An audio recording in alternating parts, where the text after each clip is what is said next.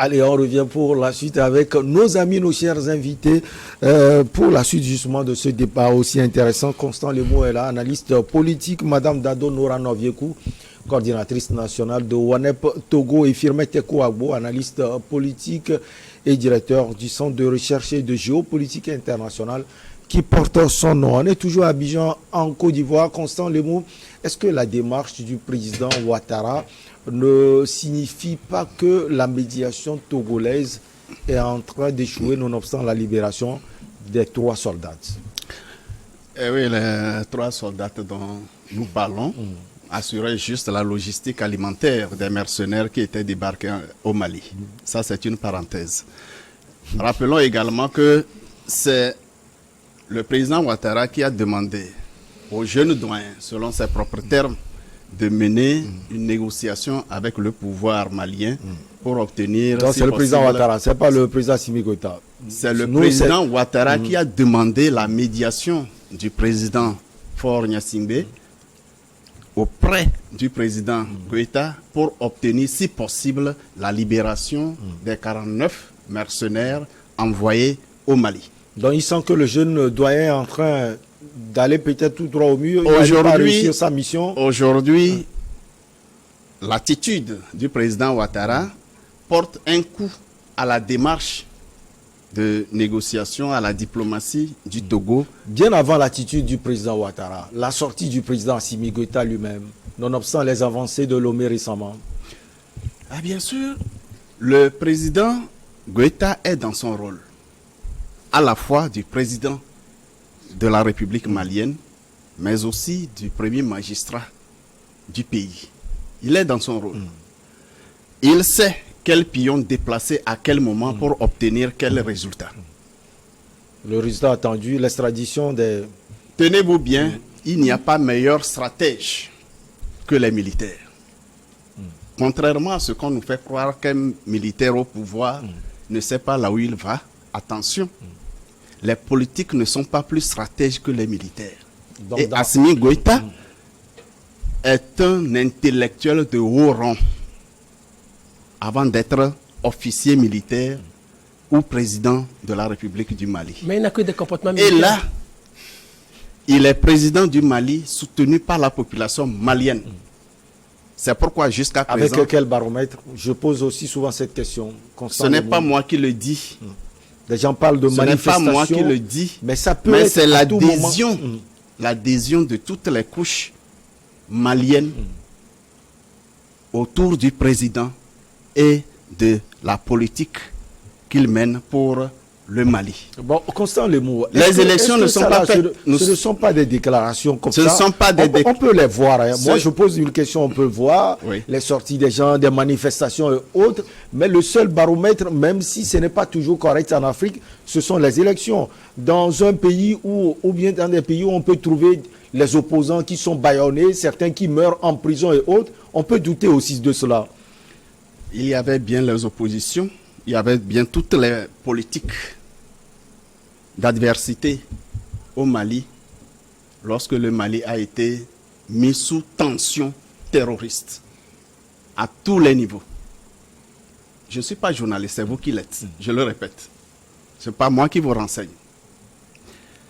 Alors, si les politiques n'ont pas pu réussir à sortir le Mali de cette emprise terroriste, appuyé par le commanditaire lui-même.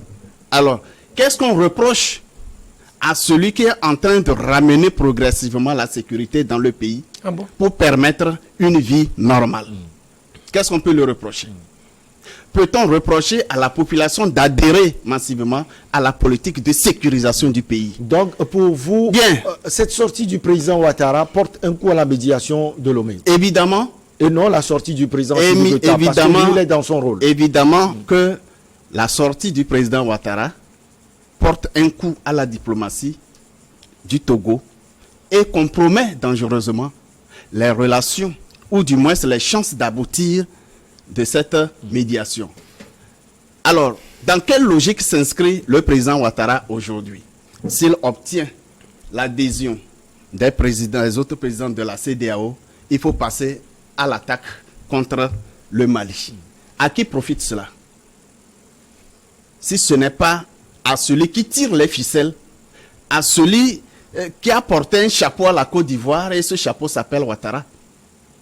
À qui profite un conflit? Puisqu'il a clairement dit que désormais, la sécurité dans la sous-région est menacée. Parce que les mercenaires ivoiriens sont pris au Mali. Il a été clair là-dessus. À qui profite un conflit armé dans la sous-région? C'est au Mali.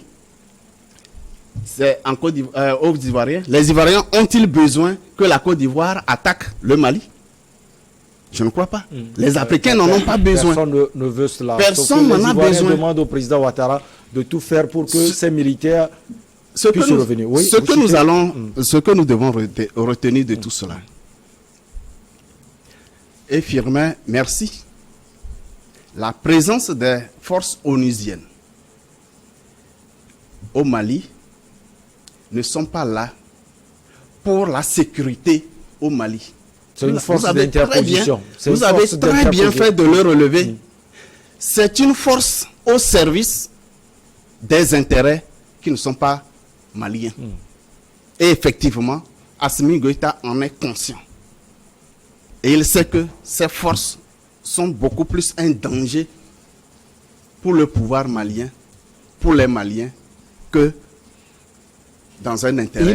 Vous l'avez bien démontré. Et tout récemment, il a encore accepté que les Allemands puissent survoler le territoire. Finalement, on est dans une confusion. Hein. On aura le temps d'en parler peut-être dans une émission spéciale. On est dans une confusion pour ceux qui ne comprennent pas que pour aller au Mali, il faut que les Maliens sachent qui vous êtes, qu'est-ce que vous venez faire, où vous voulez le faire. Pendant longtemps, toutes les forces qui atterrissaient, qui survolaient le Mali, échappaient complètement aux forces maliennes. Mais aujourd'hui, le pouvoir malien a la possibilité de contrôler les mouvements aériens dans son, dans son espace aérien. Et n'oubliez pas, pendant que l'embargo était autour du Mali, l'interdiction était autour du Mali, des avions français quittaient Abidjan pour violer l'espace aérien malien. C'est dans ce cadre même, dans cette stratégie, que l'avion portant les 49 mercenaires a tenté d'aller atterrir à Gao, mais heureusement, l'avion a été interdit d'atterrissage à Gao et l'a obligé à atterrir à Bamako, ce qui a permis de mettre la main sur la 49. Aujourd'hui, la Côte d'Ivoire n'a pas démenti que la présence des 49 militaires était irrégulière. La Côte d'Ivoire n'a pas parlé d'incompréhension. Alors, ce que nous devons retenir, toutes les forces, le Mali n'a jamais interdit la collaboration avec quelque pays que ce soit. Mais alors, celui qui veut intervenir, et le ministre des Affaires étrangères l'a réaffirmé, il a réaffirmé à Lomé, celui qui veut intervenir au Mali discute avec les autorités maliennes, obtient l'autorisation et tout sera fait dans la collaboration. Alors, Firmin Tekou-Abo, cette question pour qu'on ne s'éloigne pas du sujet principal, est-ce que, selon vous, la démarche du président Ouattara porte un coup à la médiation du Togo ou bien c'est la démarche entre-temps du président Assimi Goïta? Non, je pense que François Constant Lemou ne s'est pas écouté lorsqu'il disait ça. Je pense que c'est le contraire qu'il aurait voulu dire ou qu'il voulait dire. Ce n'est pas la démarche de Ouattara qui porte un coup à la médiation togolaise. Puisque c'est Assimi Goïta qui a parlé premièrement. C'est la démarche de Assimi. Et le président Ouattara veut manipuler la CEDEAO comme les gens le disent. Non, ce n'est pas une question de manipuler. Le président... Assimi Goïta n'a pas appelé le président togolais pour négocier la libération des 49 mercenaires. Au départ, c'était Assimi Goïta qui avait commencé. Et Ouattara, peut-être vous avez oublié. Attention, Assimi Goïta avait accepté l'accompagnement du Togo, mais pas sur le dossier des mercenaires. Ce que Firmin veut dire, peut-être quand le président récemment a dit nous allons libérer les 46 militaires restants en contrepartie, il faut que la Côte d'Ivoire envoie les hommes politiques. Oui, regardez, c'est ce que je veux dire à ce niveau-là. C'est-à-dire ce que Assimi Goïta est en train de faire. il porte un coup dur à la médiation togolaise. Donc pour vous, c'est Assimi Goïta. Pour lui, c'est le président Ouattara. Oui, donc est-ce qu'il a besoin de ça? Oui, pour madame, c'est les deux. Voilà. Est-ce que Assimi Goïta a besoin de ça pour le moment? Oui. Non. Oui.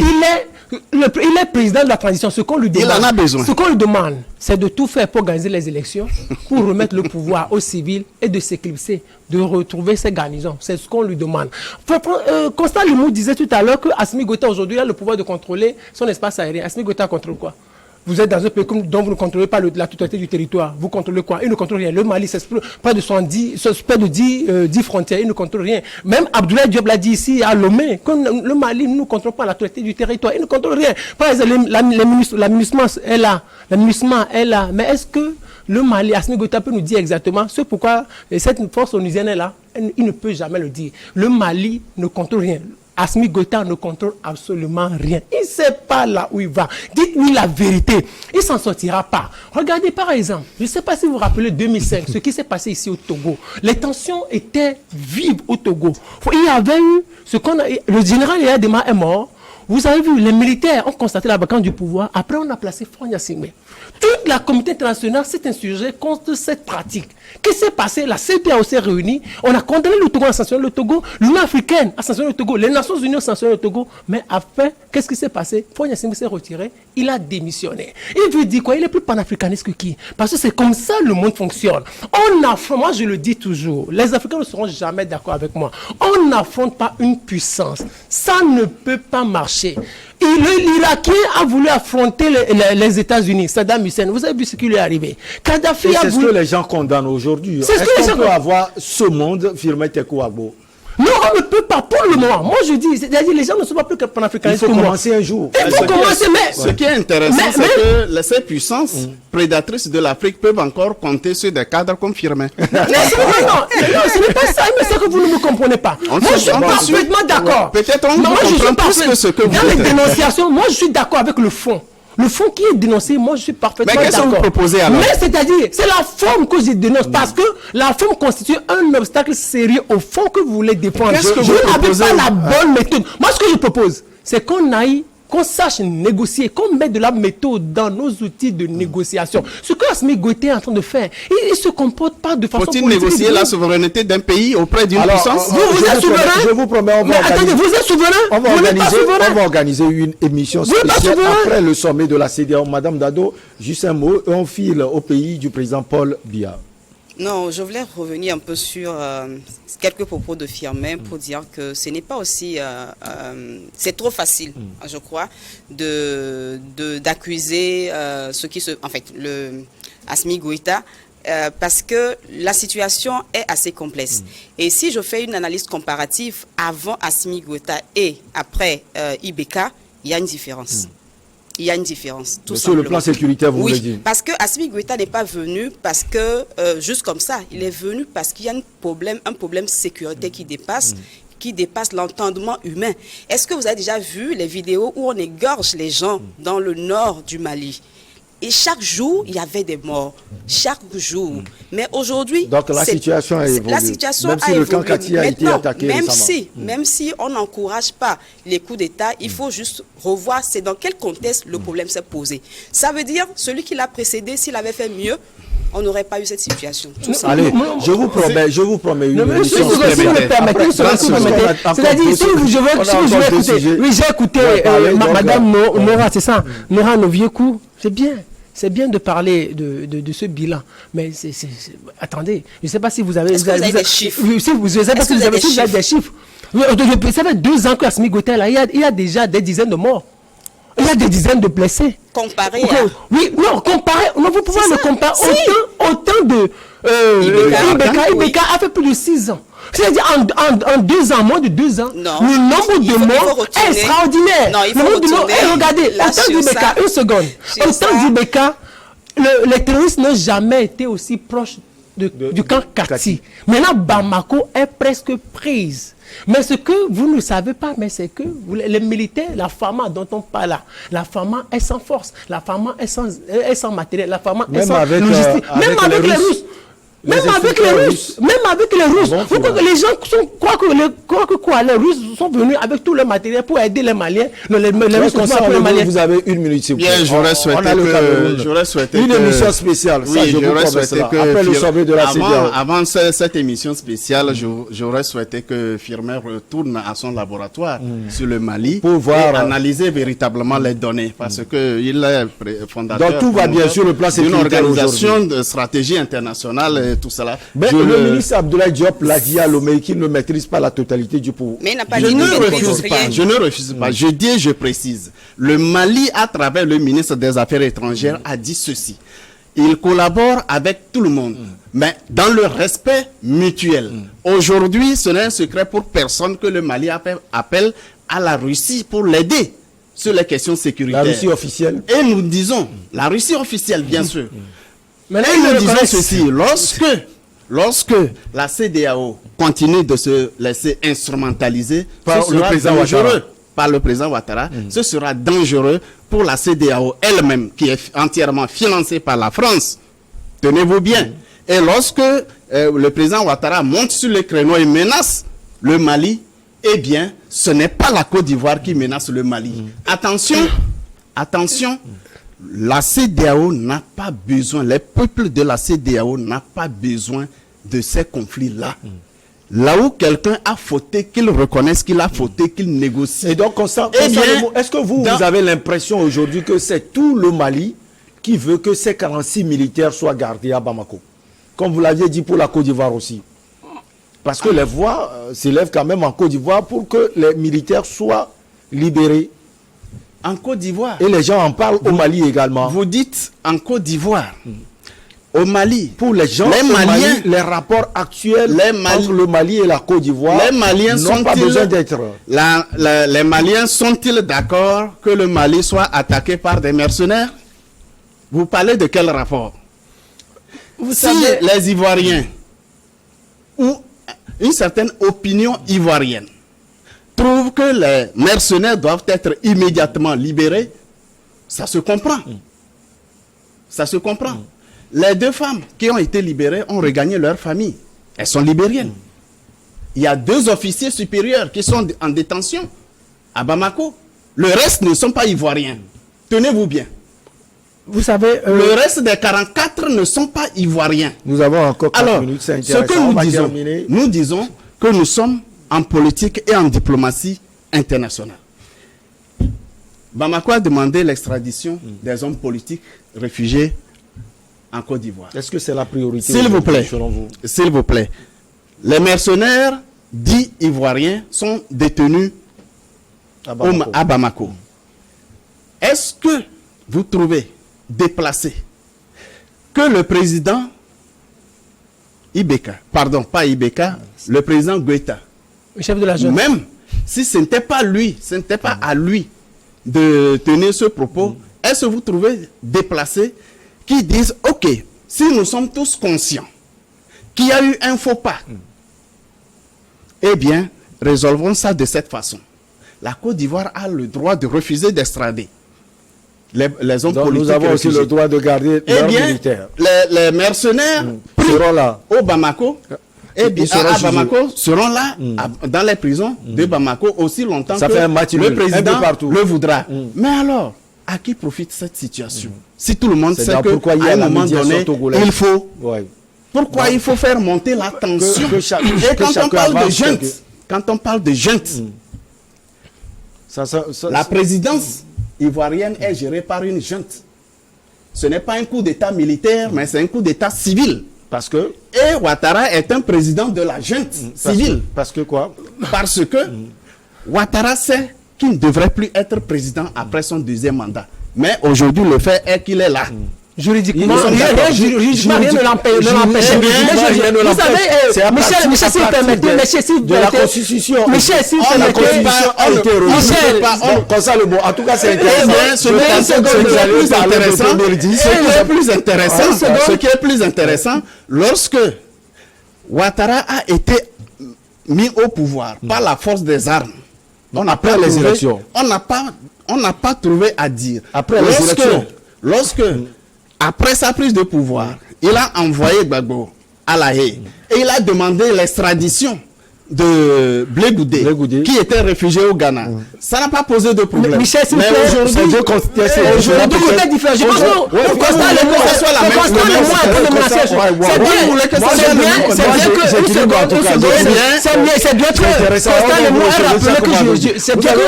c'est bien que Constant Lemoine ait rappelé que je dirige un centre de recherche et de géopolitique internationale. C'est pour cela que moi, je ne suis pas trop fan de l'émotion. Parce que quand on parle de la géopolitique, c'est une question de rapport de force, c'est une question d'équilibre des forces. Ce n'est pas de l'émotion. C'est une question de gros intérêts.